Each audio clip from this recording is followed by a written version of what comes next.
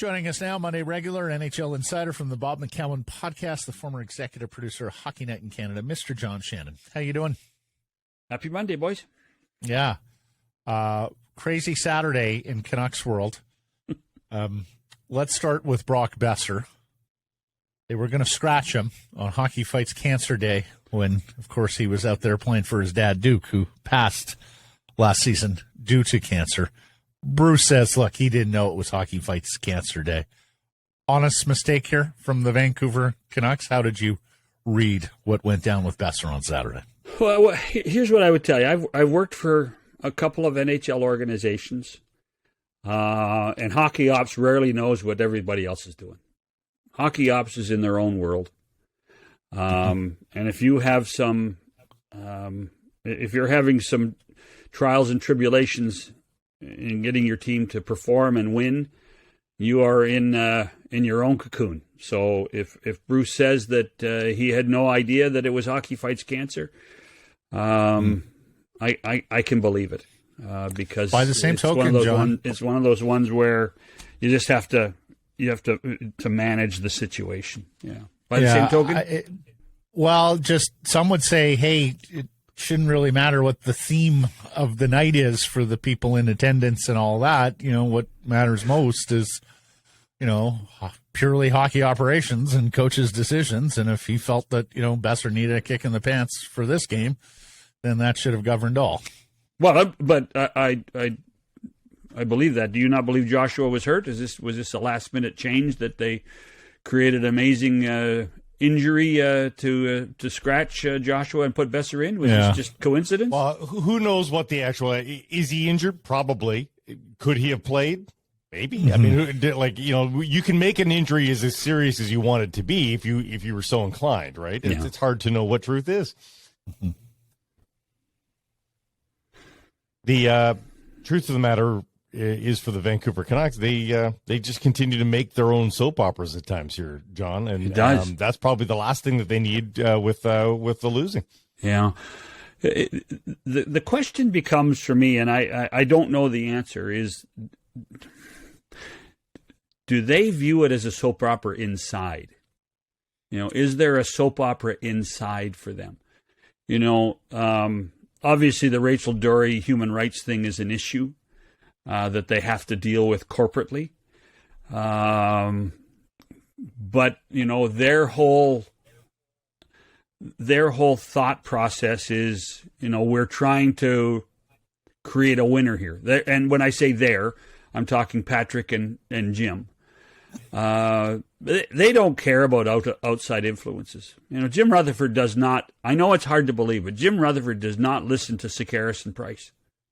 I know it's disappointing, but he doesn't. And he doesn't read the papers. And he doesn't care. I think he's set in his ways and he's doing what he needs to do.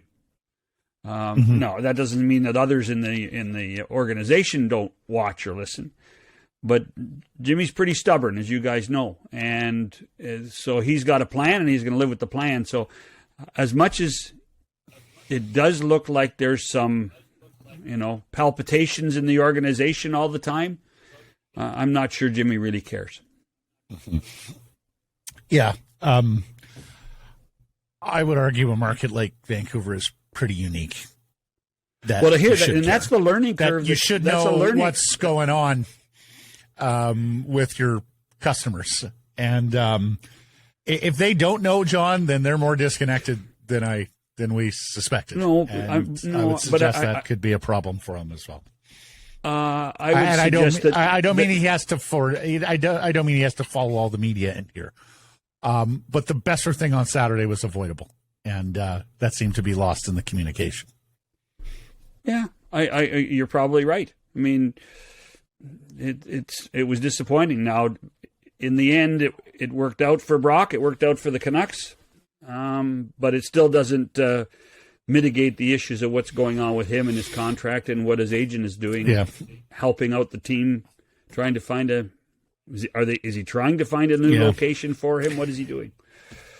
That's the report, and the word is that this was happening even before Saturday, and Right. any kind of healthy scratch that was forthcoming. Have you heard anything? And of course, he's on a pretty good ticket for the next couple of years. So I think the return, whatever it may be, if they're selling now, Pretty modest. yeah. Well, and you have to. I mean, with the deal that we all know is that a summer thing? That's not. I'm not sure. That's a difficult contract to move during a regular season. That's a draft deal. That's a draft situation, I think. Mm-hmm. Well, it's not like it's a 7-year deal, so I think it's more movable than it could have been. There is their term, yes, but we're not talking about extensive term. There's no risk in terms of that. So, while I know he's not shooting the lights out, I am a little surprised. He's getting third line minutes right now. He's not as much of a feature on the power play anymore. Like, if he goes to another team, gets those sorts of minutes, I mean, there's every reason to believe he can be the player that was projected or come close to that anyway. Canucks have a lot of wingers. There's just a surplus here. Some of them are cheaper than Brock Boeser. It makes a lot of sense that Canucks want to move on from him, but I am surprised that there is not broader interest in Brock Boeser. I based on this season, based on a big contract, I think that, I think there'll be more interest in the summertime when they know what the cap is next year, and the fact that you'll probably have discussions with people to say what's he doing, how's he playing, because he's not playing well. Even in the limited time that he's playing, he hasn't played very well. And so, I mean, it's a catch-22 in that situation, Blake. I mean, I just don't know what you do, because Bruce is trying to put the best lineup possible to win out there, and there have been times that's not been the case with Boeser. I also find Luke Shen. Go ahead, sorry. I was going to say Luke Shen might arguably get you more than Brock Boeser does because of the status of the contract and that sort of thing. And who would have thought that, months or a couple of years ago when Luke first donned a Vancouver Canucks jersey? Luke Shen is one of the best stories in the Vancouver Canucks. It might be one of the top 5 stories of comeback players in the National Hockey League this year. And we are past U.S. Thanksgiving, and we're hearing some trade rumblings. We saw some small deals here a couple of weeks back. Do you believe we're on the verge of the dismantling of the Canucks here, John, with Demko out for as long as he is, and the team in the spot that they are, Boeser, Shen, the UFAs, Horvat, and Kuzmenko? Do you think we're going to see the exodus start here? I still think it's early. But I don't have an answer that would it surprise me. It wouldn't surprise me, but I still think it's early. This team, gets 5, wins 4 in a row if it's possible. And don't laugh, they win 4 in a row. All of a sudden they're back in a wild card hunt. That's that. So how close are they? They're again. This goes to what the internal thought process is versus what the external thought process is, and there are people inside still thinking that they have a chance to make the playoffs. And is that the goal? Is there a short-term goal and is there a long-term goal? And where's ownership when it comes to making sure that they have playoff dates versus what Jimmy wants to do, and from that perspective, does it work out? It's a really good question, but the fact that it goes up and down like the barometer in Vancouver these days. I mean, win 2 and they're back in it, lose 2 they're out of it, and I think that there's a steadying influence with the management group that are saying, let's just be patient, let's take our time, and that's the biggest difference. I don't think. Again, this goes back to what the external pressures are versus the internal pressures. Do you think they can compete without Demko? I think it's going to be hard. But Thatcher hasn't had a good season. I mean, Spencer Martin's been their best goalie. So I would tell you that I'm not sure they can compete with this defense. And that becomes, what the issue is. I mean, we've all seen, rain lapses and by the blue line at times during the season, and it's crazy that they can't seem to be able to put a whole game together without making a couple of mistakes. Yeah, it was 1 year ago today, John, that we covered the news of the firing of Jim Benning and Travis Green. It was a house cleaning that the Vancouver Canucks had not. You have to go back actually a long ways, as I recall, into the 80s, the last time they fired a head coach and a general manager on the same day. 1 year on with this Rutherford Allvin management group, like, what were your expectations when they took over? And, what would be your assessment a year into the gig here in Vancouver? I expected more. I expected some more consistency. But I look at what they've tried to do. And the most important thing is when Boudreau got hired, and the way the team played for, January, February, March for Boudreau was that fool's gold compared to what we expected from this club in the offseason. But, I mean, you hear Jimmy's comments. We didn't have a good training camp. We didn't, we're not playing with structure. It's a difficult thing to measure right now. They're such an enigma. I feel for Canuck fans. They are such an enigma with some talented players, some guys doing some pretty good career stuff, and yet not being able to play as a team. And that must be terribly frustrating for everybody involved. Are you surprised there's no signature move for Rutherford? I just don't know how. Probably the most. I just don't know how with the cap the way it is. With the cap the way it is right now this year, and I think that's when Jim took the job, he probably said, "Well, I can rebuild anything." Well, but that's another flat cap year. And there's enough outside influences like the flat cap that have affected what they've needed to do. Kuzmenko's a great story. Trying to getting Pettersson to play like he was in his first couple of years versus that injury-riddled year. He's playing well, but there are too many deficiencies still. As much as we can revel in a couple of good players, where is Brock Boeser's game right now? What is it? Why hasn't it worked out? And then you do wonder about the communication between management and coach.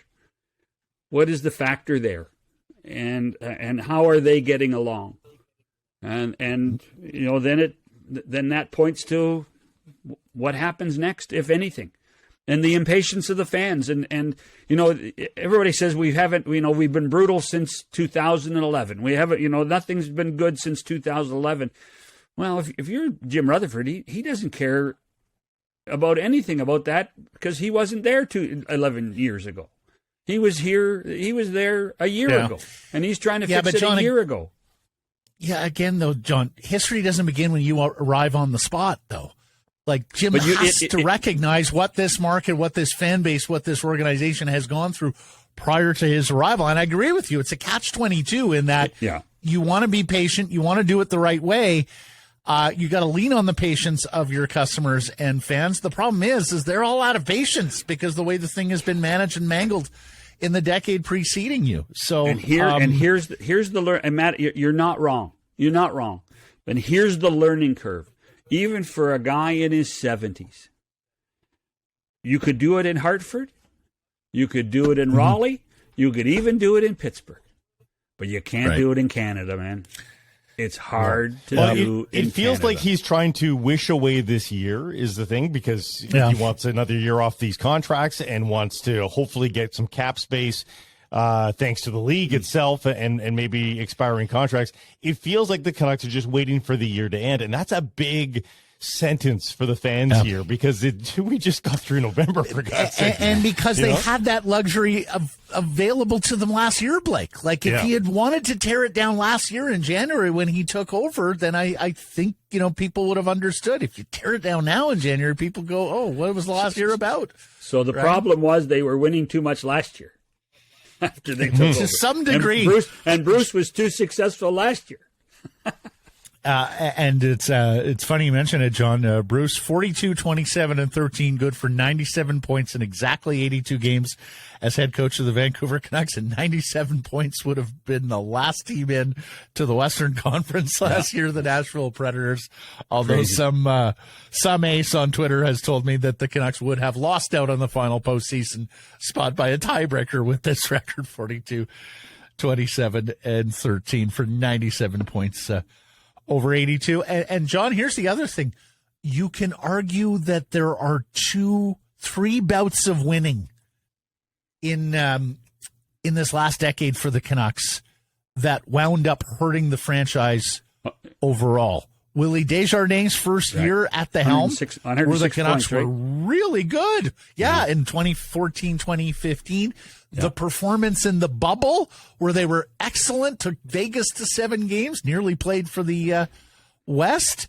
And then Bruce, last year, like 3 different bouts of winning that I think clouded judgment here over the last 8 years and made them think they were a little further along than they were. It is amazing when you think about it.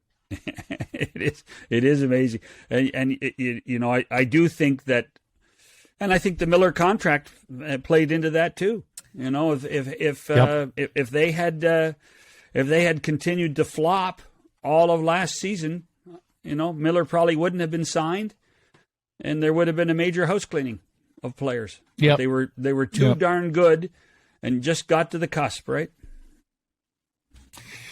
Well, we'll see where it goes from here. I suspect if we're going to hear anything, we're going to hear it soon before Christmas, and then I suspect January will be a very busy month. Thank you for this, my friend. You have a great week. We'll catch up next Monday. Thanks. Well, and you never know. If they win 3 in a row, we're back on the train, baby. Maybe we'll ask the poll again. Somebody will be. Somebody will be back on. Yeah, exactly. Hey, Spencer Martin has a chance to be more of a cult hero here. Oh, man. Thanks, John. Cheers.